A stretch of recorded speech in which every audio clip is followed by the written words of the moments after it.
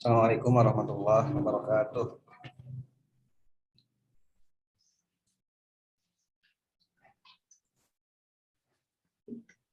Waalaikumsalam Alhamdulillah, warahmatullahi wabarakatuh. Enggak, Kang Alhamdulillah. Acep. Salatu wassalamu ala Rasulillah wa ala alihi wa sahbihi wa mawala amma ba'du. Alhamdulillah, bersyukur pada Allah Subhanahu wa taala pada kesempatan yang berbahagia ini kembali kita bertemu di agenda pimpinan cabang Muhammadiyah Jalan Cagak, yakni terkait bincang pendidikan yang insya Allah pada kesempatan hari ini kita akan ditemani oleh guru kita semua, orang tua kita semua, Bapak Suhairuddin STG MAP, Masya Allah. Assalamualaikum Pak Heru. Assalamualaikum warahmatullahi wabarakatuh, Kang Acep. Masya Dan Allah. yang lainnya, wilujeng malam Ahad. Masya Allah. Sehat ya Pak Heru ya? Mohon maaf saya kurang begitu fit ya, tapi Masya Allah. diupayakan bisa berdiskusi sesuai dengan permintaan dari terutama Pak Denny bisi pundung di cancel. Baik. Menyemangati lah. Baik, Masya Allah. Mudah-mudahan diberikan kesehatan baru ya. Amin. Di tengah-tengah mungkin kekurang sehat dan lain-lain. Tapi dalam pendidikan, Masya Allah beliau yang luar biasa. Insya Allah.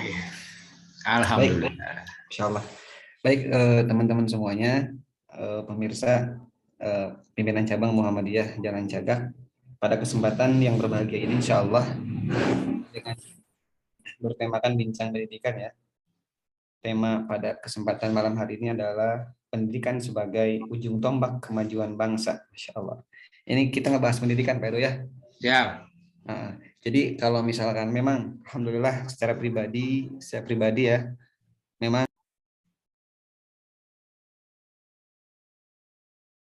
Hilang Kang Acep ininya suaranya.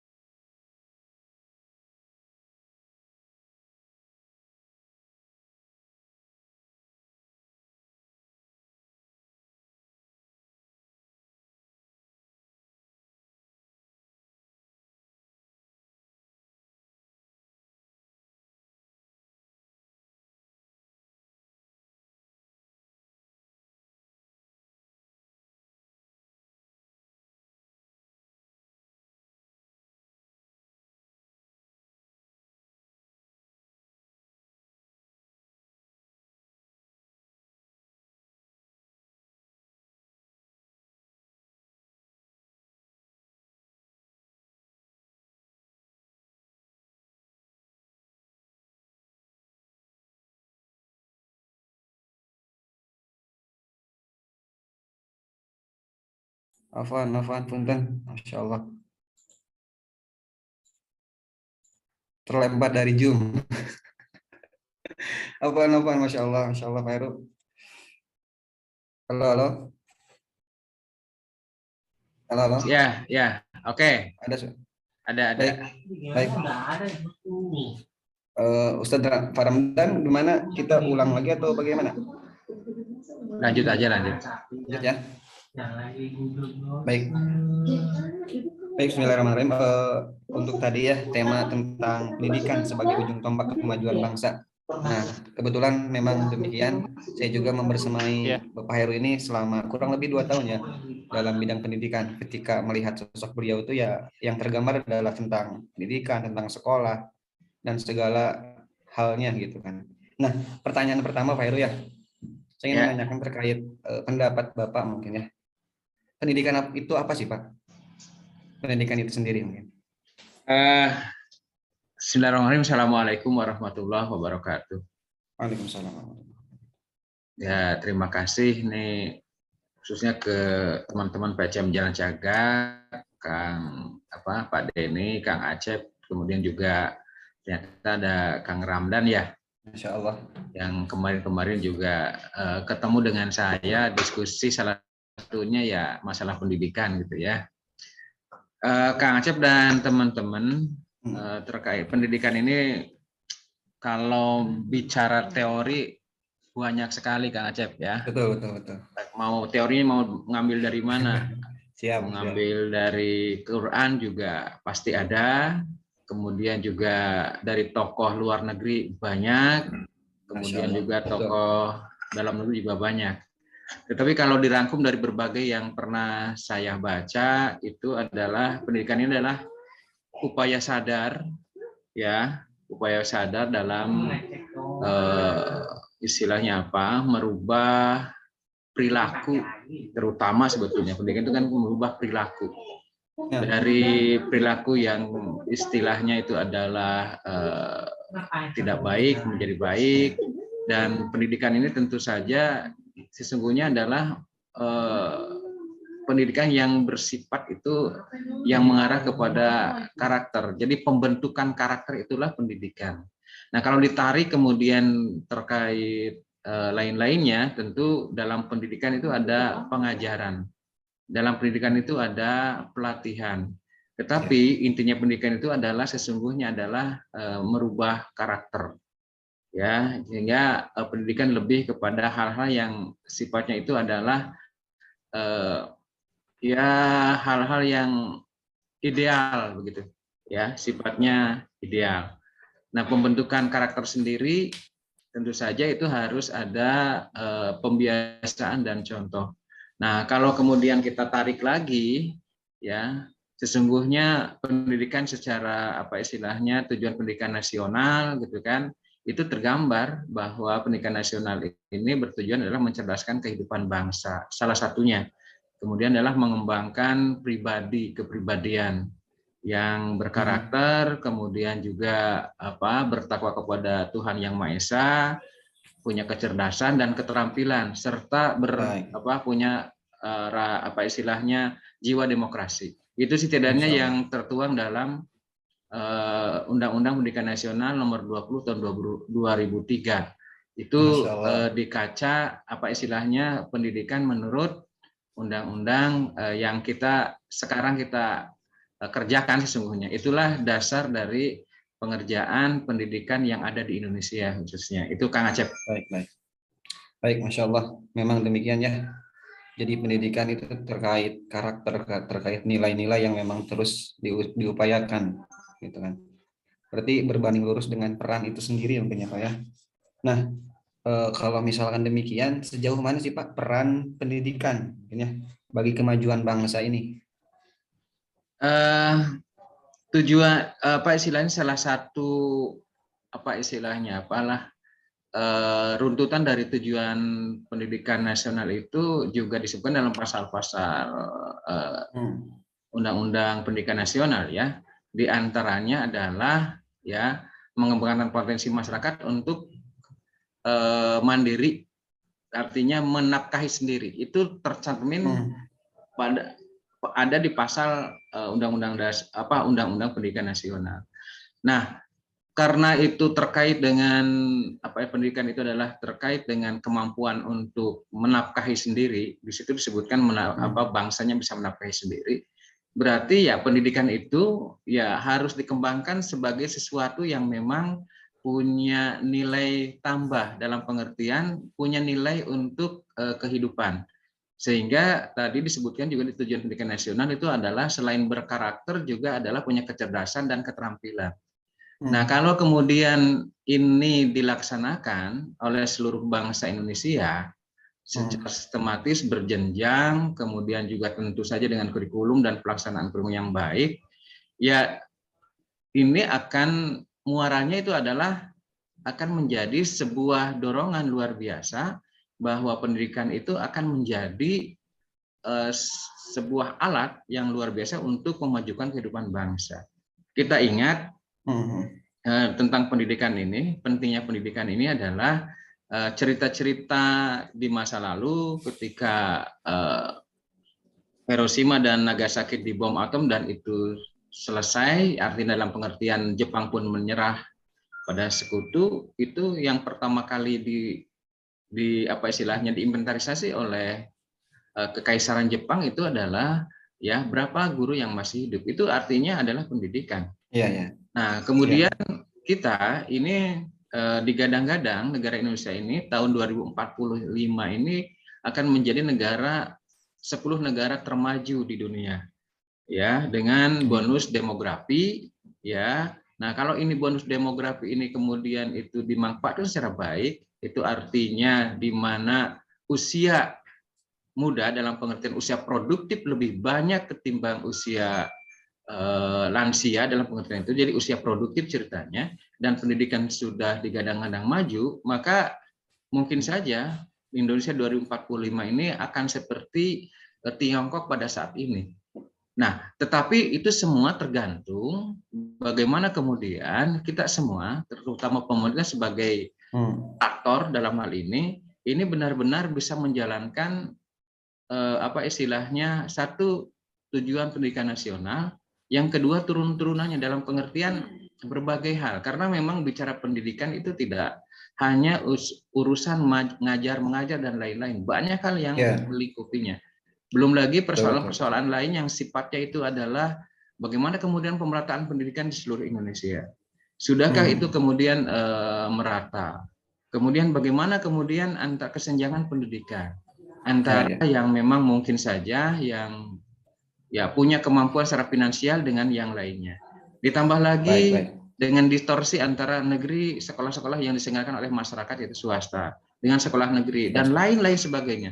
Banyak hal. Jadi Kang Acep memang kalau ini kemudian diramu, kemudian mendapatkan semacam apa istilahnya sentuhan dan semuanya sepakat pada titik itu, saya kira Indonesia akan menjadi negara yang maju karena memang penduduknya sendiri sudah luar biasa.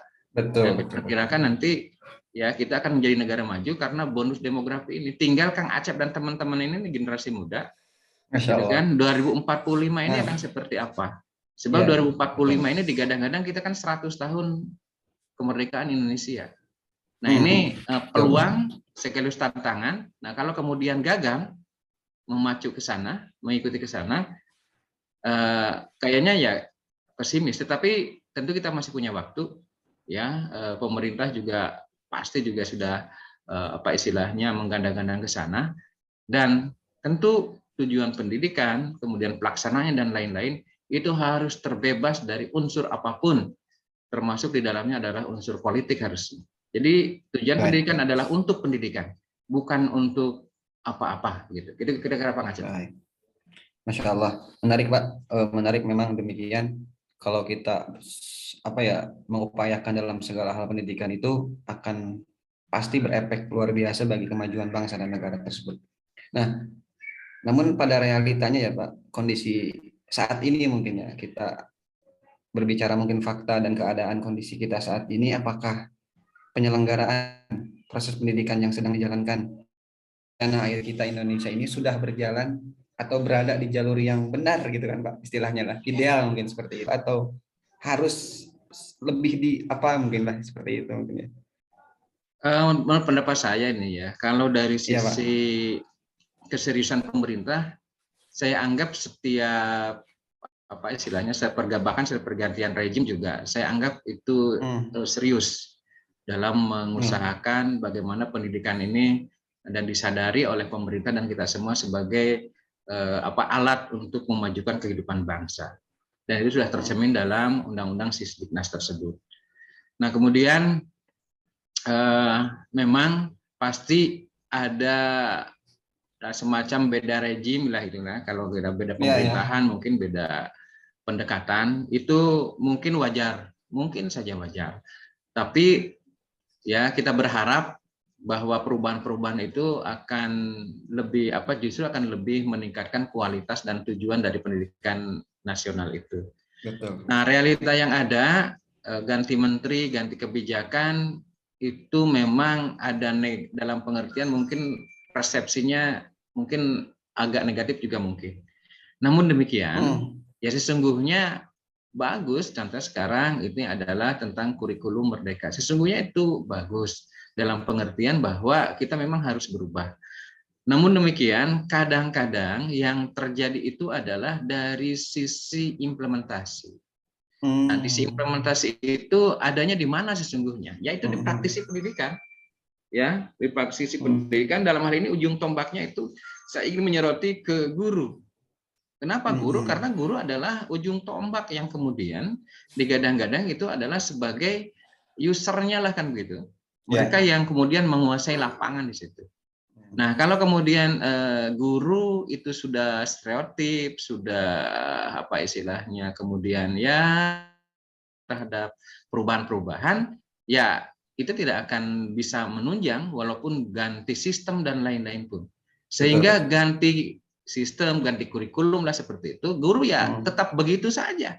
Mengajar dari tahun 1, tahun 2 sampai tahun sekian, dari A sampai Z begitu saja. Tidak ada perubahan pendekatan. Nah, ini yang kemudian secara realita ini ya menurut saya ini banyak, yang paling banyak seperti ini. Ya, jadi kesadaran terkait tentang perubahan-perubahan itu memang tidak semua ketika kemudian ada perubahan kemudian ikut semua. Ya, itu banyak juga yang mungkin tertinggal atau mungkin ogah-ogahan bahkan mungkin a priori. Nah, ini realitasnya sekarang. Sehingga tentu saja ya banyak hal di sini yang harus dipersiapkan, terutama menurut saya adalah yaitu kesadaran ujung tombak di lapangan itu ya seperti guru ini memang betul-betul harus mumpuni di situ.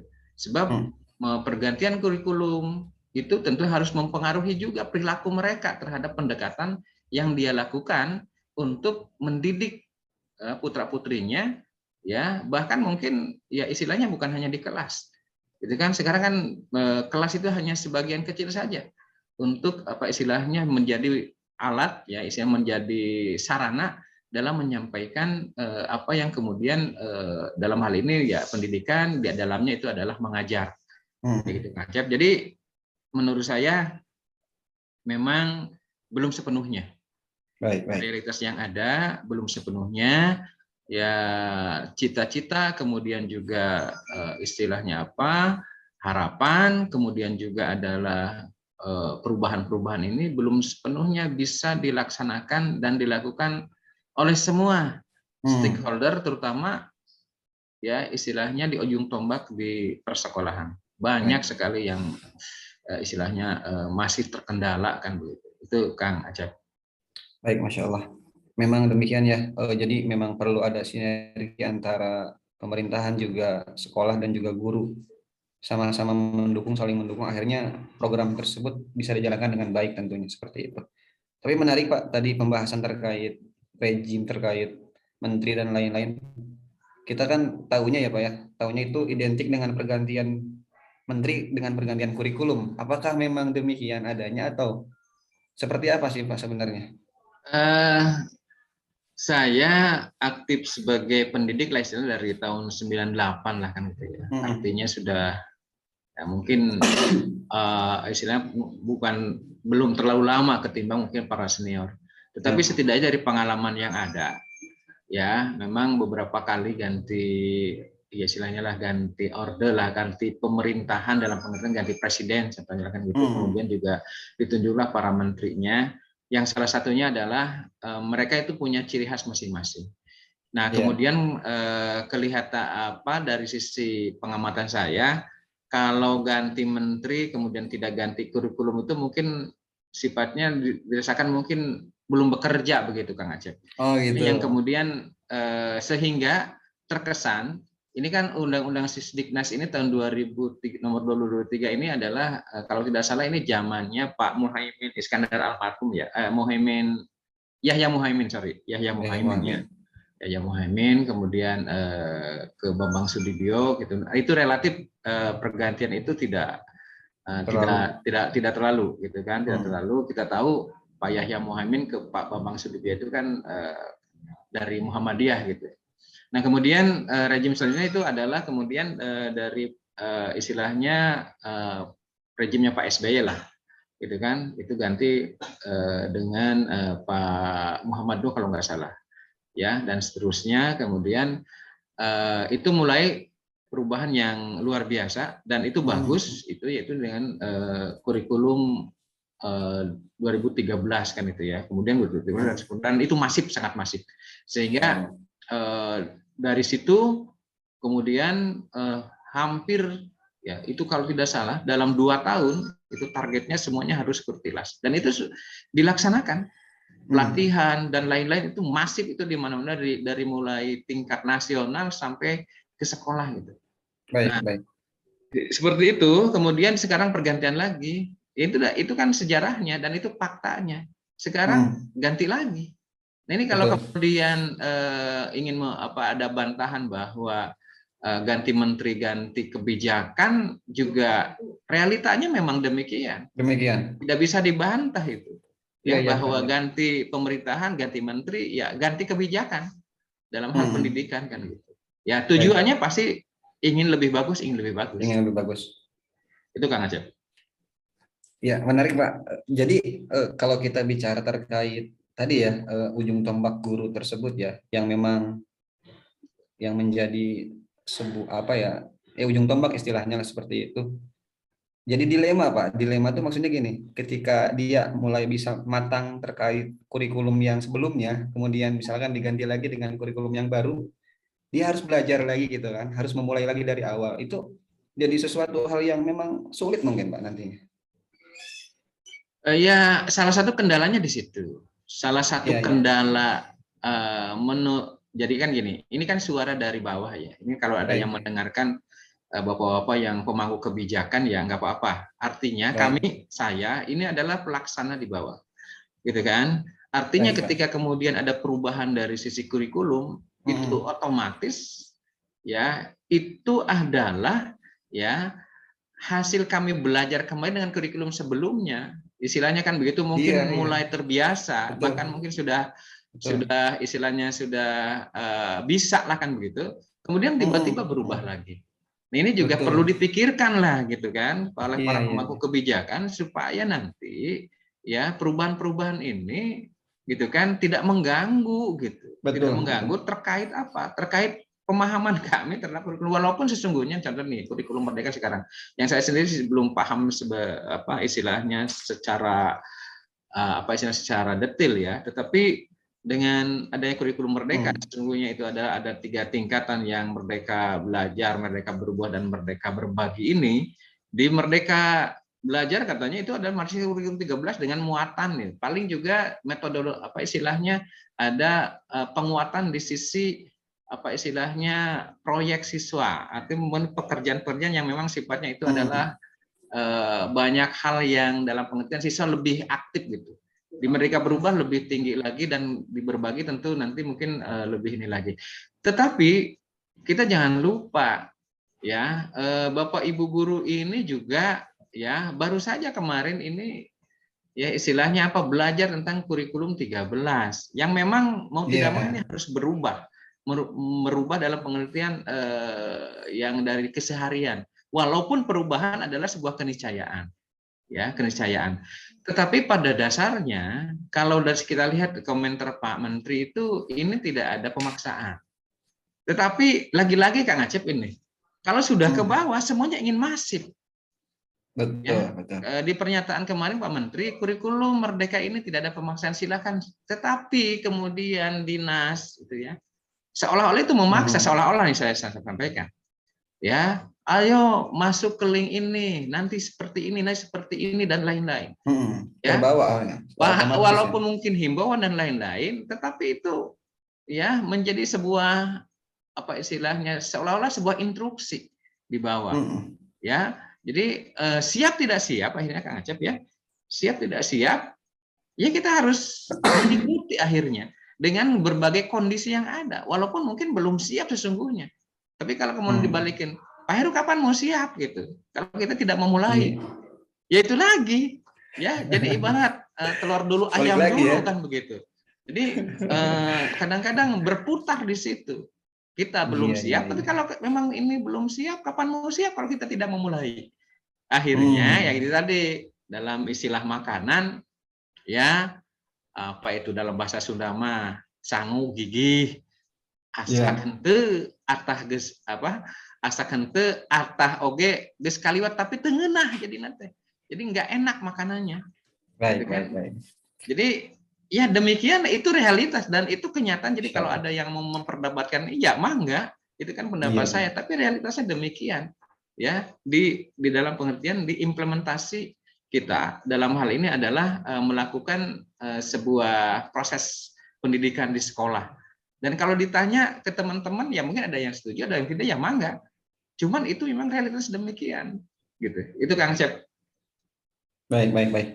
Masya Allah, memang luar biasa ya.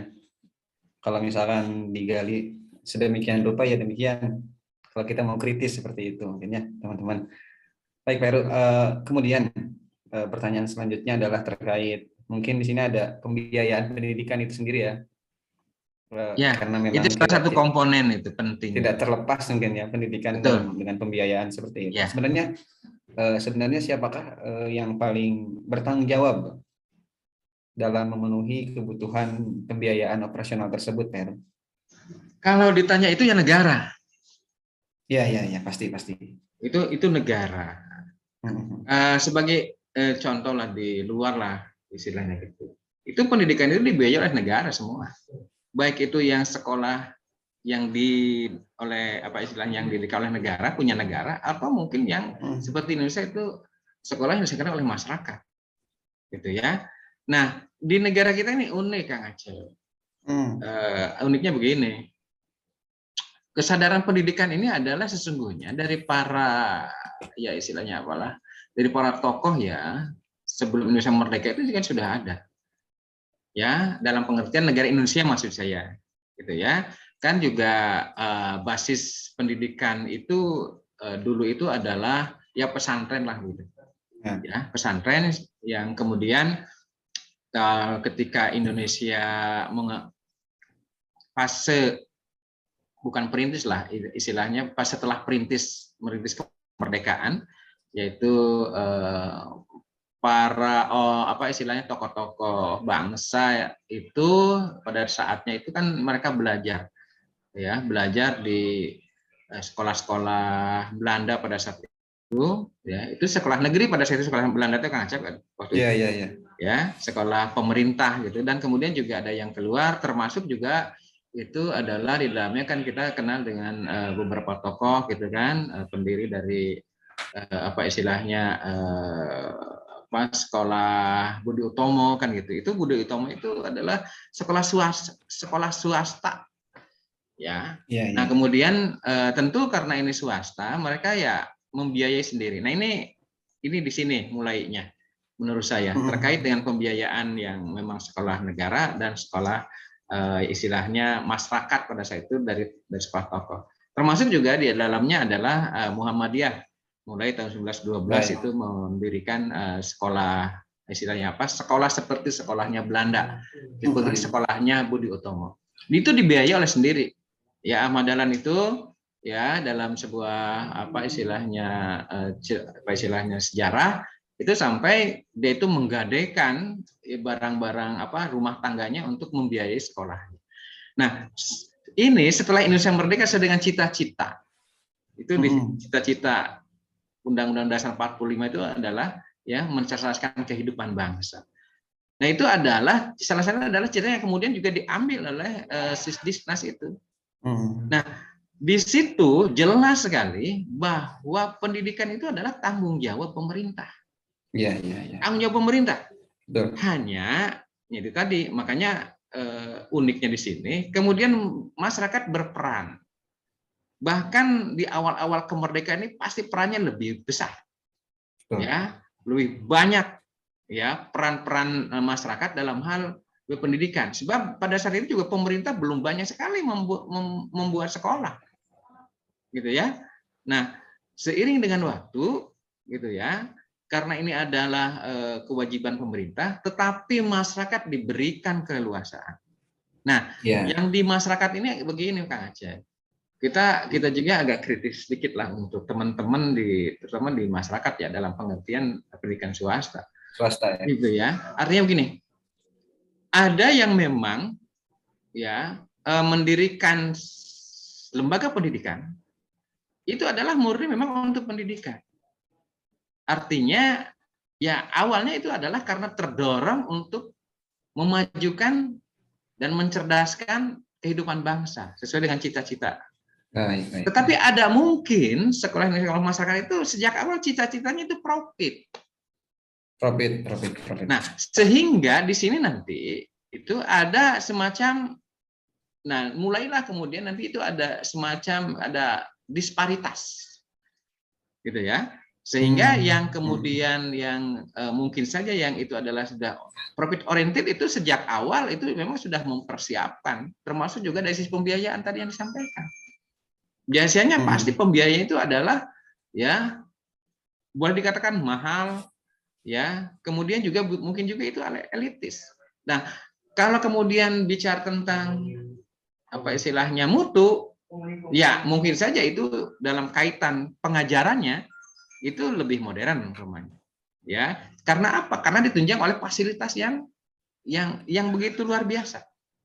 Nah, sementara memang di teman-teman ini banyak juga yang mendirikan seperti Muhammad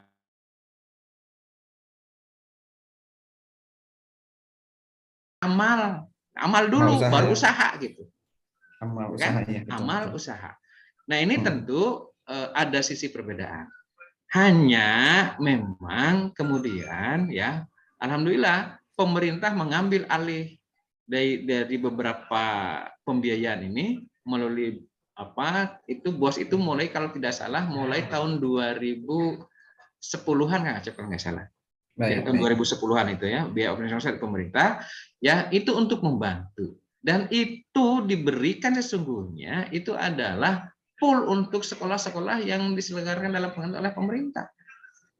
Bosnya dikasih, gurunya sudah PNS, fasilitasnya juga dikasih oleh pemerintah.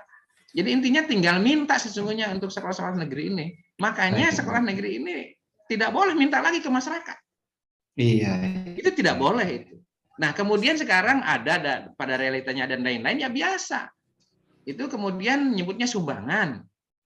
Nah, kemudian di sumbangan itu ya tetap aja yang namanya sumbangan kan artinya siapa yang mau nyumbang mangga ya tidak dicatatkan mungkin tidak apa-apa tapi kan ini ditentukan waktunya ditentukan apa istilahnya besarannya kok nyumbang kayak begitu kan nggak begitu yang namanya nyumbang Kang Acep ya Kang Acep lah kalau mau di korpak masjid kan terserah mau muter di situ atau Kang Acep mau ngasih berapa dan lain kan itu sumbangan judulnya.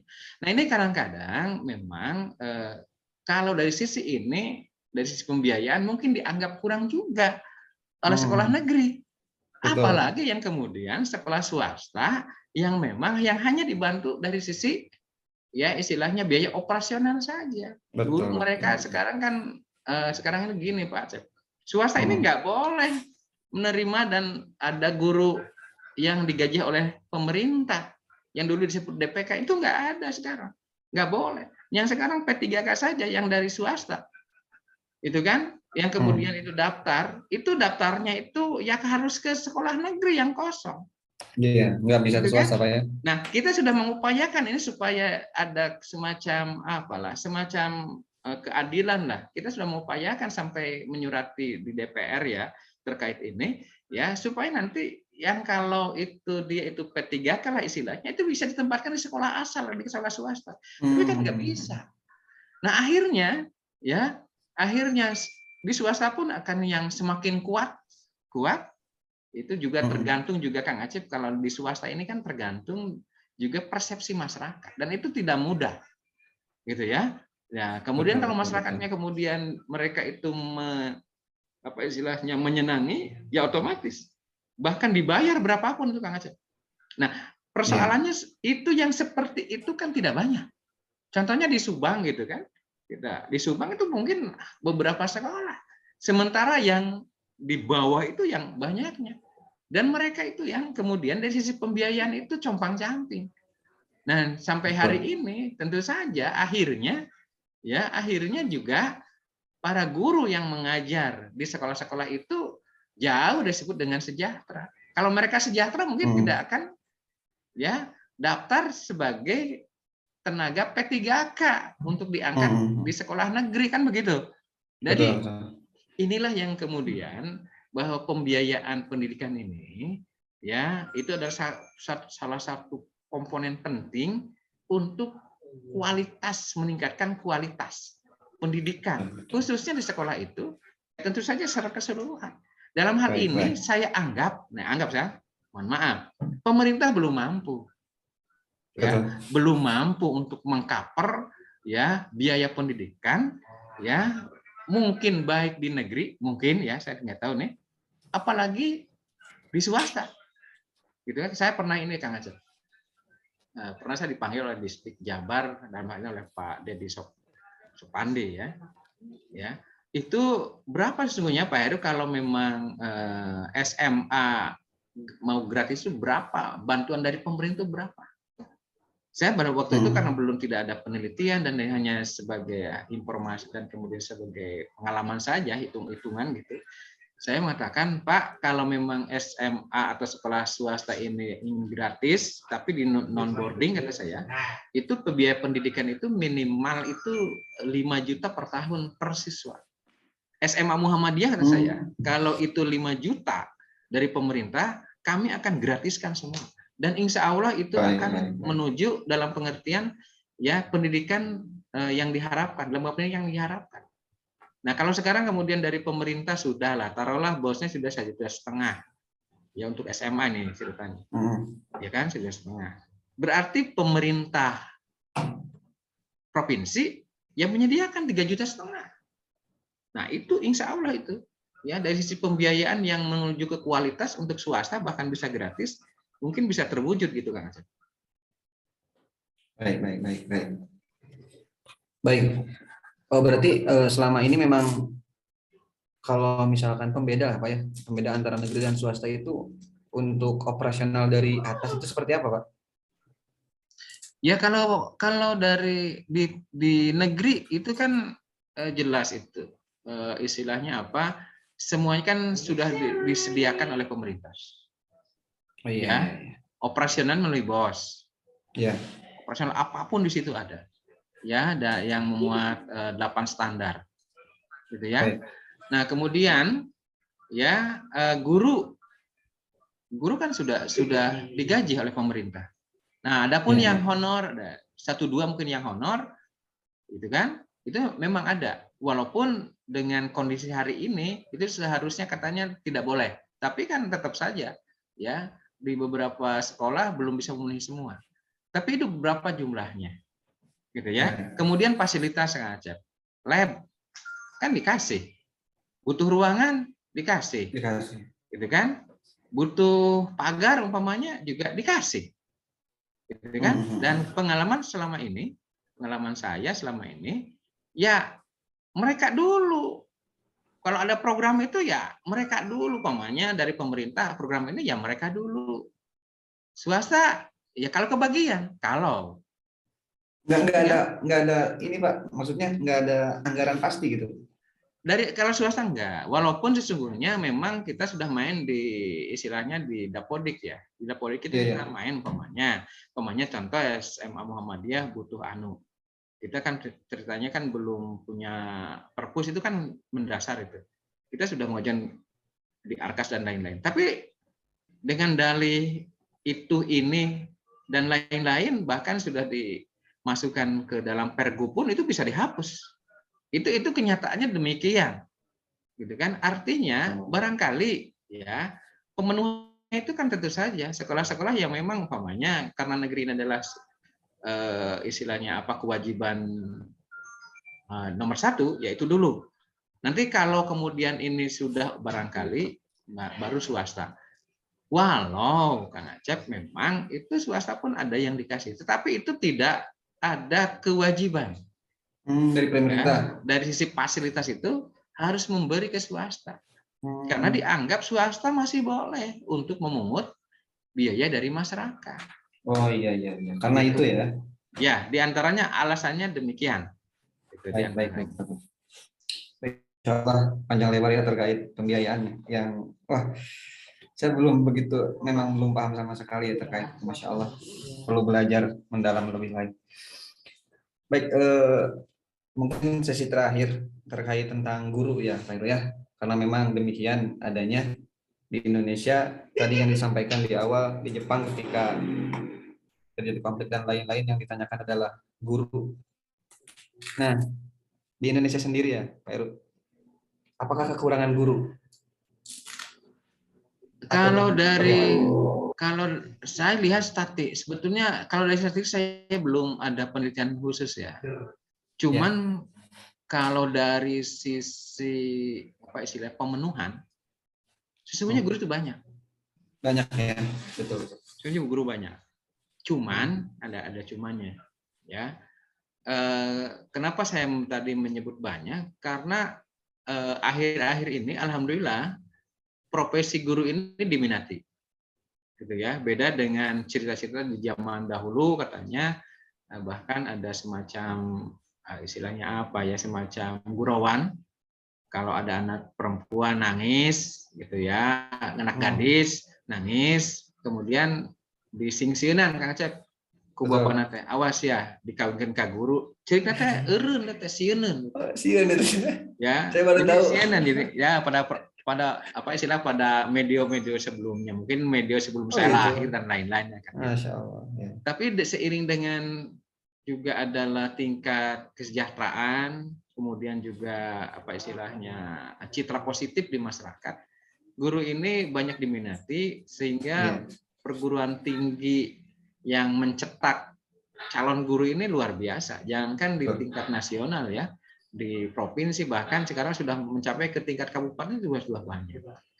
Dan lulusan itu pasti kalau kemudian ini ya tiap tahun itu yang diwisuda itu mungkin ribuan, bahkan ratusan ribu mungkin. Betul. Indonesia itu kan.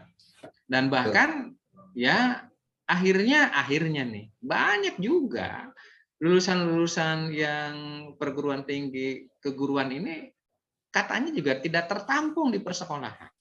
Iya. Itu contoh apa? Ada yang mereka ini lulusan guru yang bekerja di pabrik itu ada Kang Acep. Gitu ya. Iya. Tapi itu kan sebuah pilihan. Jadi kalau dari sisi jumlah ya, hari ini itu guru ini istilahnya banyak. Hanya tinggal barangkali satu pemetaannya saja. Satu pemetaan terkait umpamanya mata pelajaran. Memang mata pelajaran tertentu sekarang mengalami istilahnya apa kekurangan.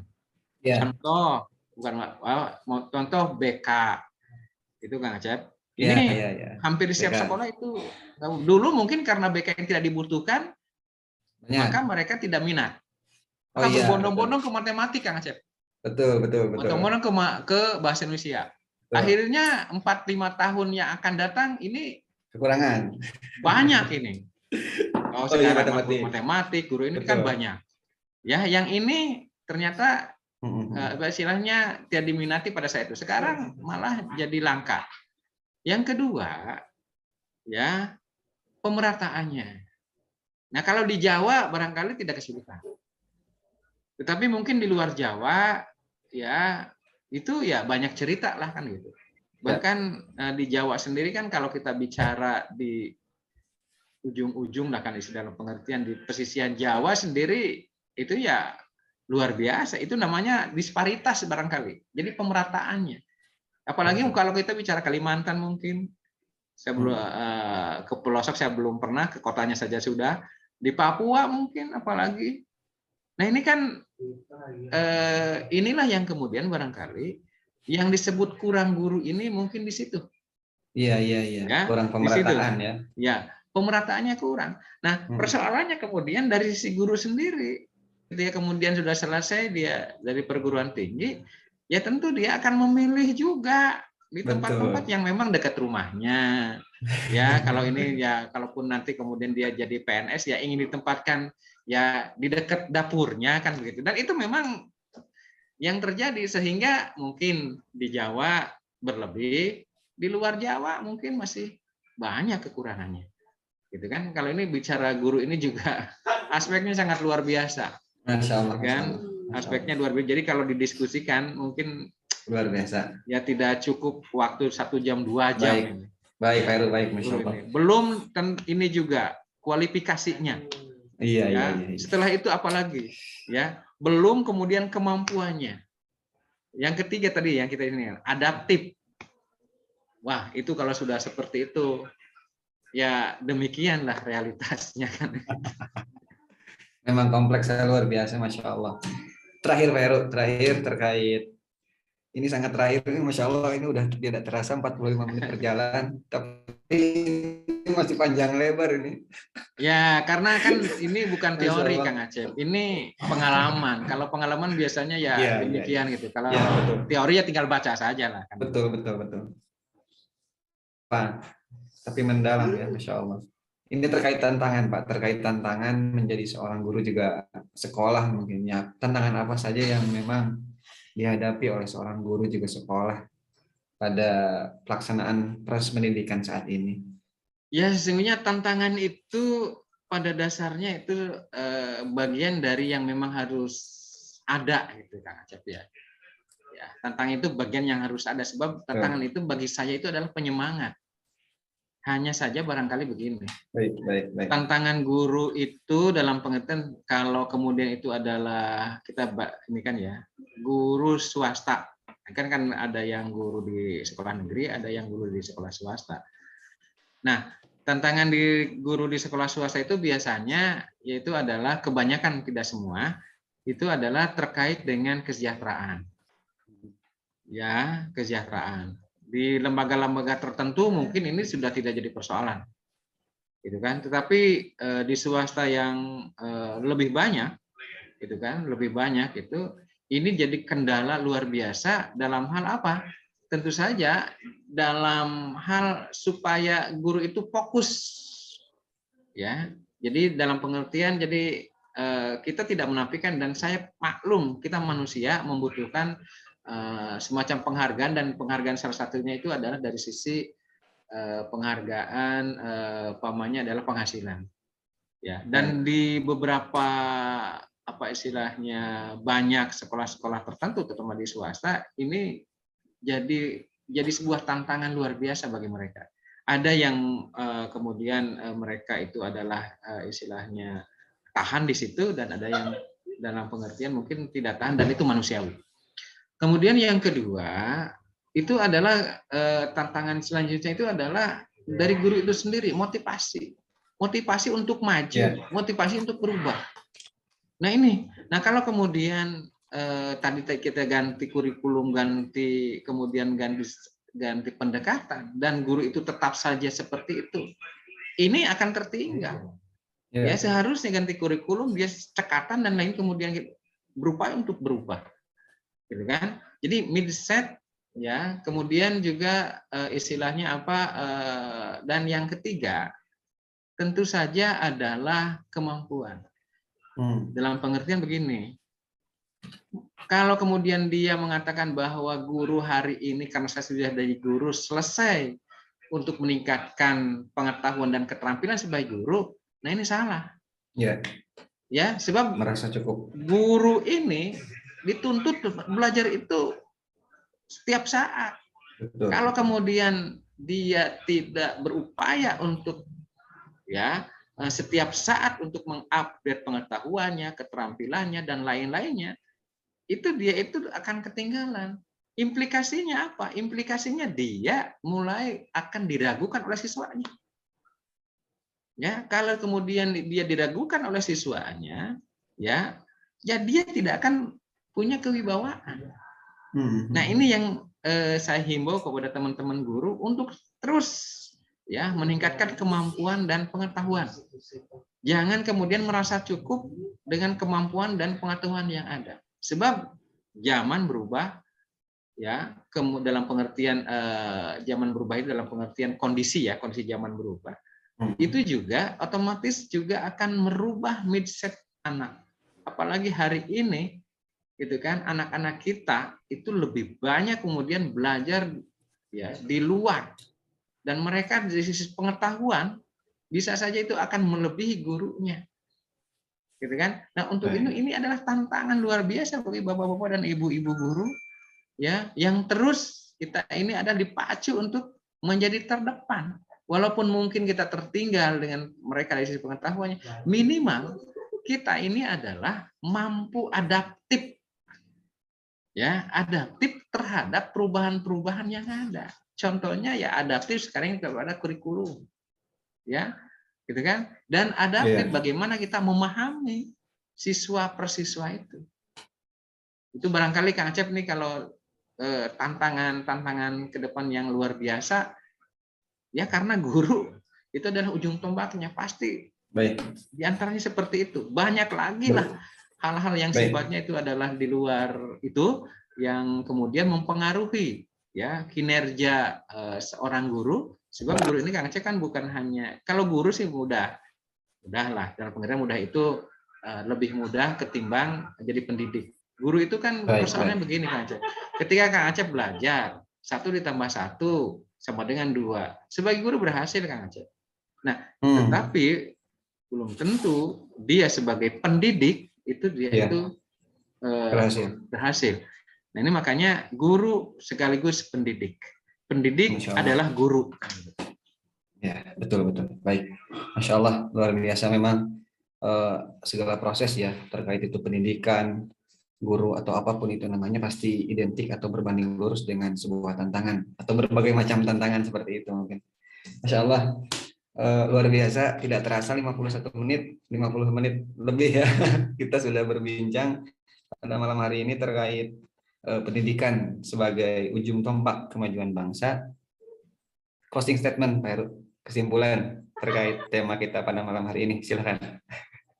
Ya, terima kasih Kang Acep. Ini saya alhamdulillah kalau sudah diskusi terkait profesi ini, saya lupa bahwa saya malam ini tadi sakit, kurang fit. Nah ini kurang fit ya. Mah saya gitu kan kumat ini. Ya. Iya, tapi ketika bincang-bincang ini tadi tidak terasa sakit. Ini baru berakhir ini. Iya. Sakit lagi ini terasa ini. Gitu kan? Ya. Oke, betul. Sebagai kalau dari sisi kesimpulan barangkali para pendengar ya istilahnya bisa menyimpulkan apa yang saya sampaikan itu murni dari pengamatan dan tentu saja yang saya alami selama ini. Baik. Kalau kemudian ada yang setuju, itu bersetuju istilahnya, itu mungkin bagian yang kemudian kita sepakat di situ. Nah, kalau yang tidak bersetuju, ya kita istilahnya saya mohon maaf. Ya, mungkin saja beda perspektif. Tetapi tujuan saya adalah menyampaikan itu bagaimanapun adalah tujuannya adalah ingin membuka perspektif kita terhadap istilahnya profesi sekolah dan gurunya yang kemudian ditarik. Kalau sekolah itu pendidikannya maju, ya istilahnya kemudian masyarakat juga bersekolah dan kemudian maju, dan kemudian mereka itu istilahnya cerdas, ya tentu ini akan mempengaruhi juga terhadap kemajuan bangsa Indonesia, ya sehingga apa yang dilakukan oleh pemerintah itu kemudian sinergis dengan masyarakat, apalagi dengan istilahnya dengan sekolah-sekolah yang diselenggarakan oleh masyarakat. Tentu saja kalau ini dilaksanakan secara masif, sinergis, berkesinambungan, saling pengertian, saya optimis. Saya optimis Kang Acep dan teman-teman tahun 2045 sebagai era di mana Indonesia itu adalah istilahnya Indonesia emas, Indonesia maju 2045 dengan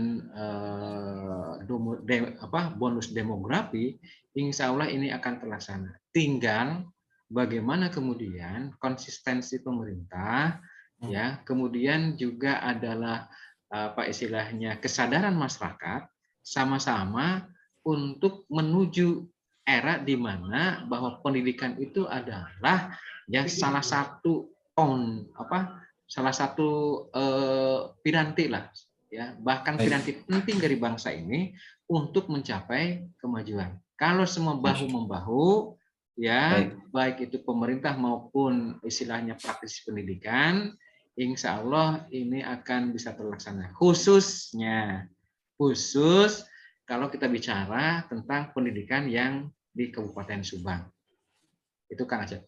Baik, Masya Allah, luar biasa Pak Heru.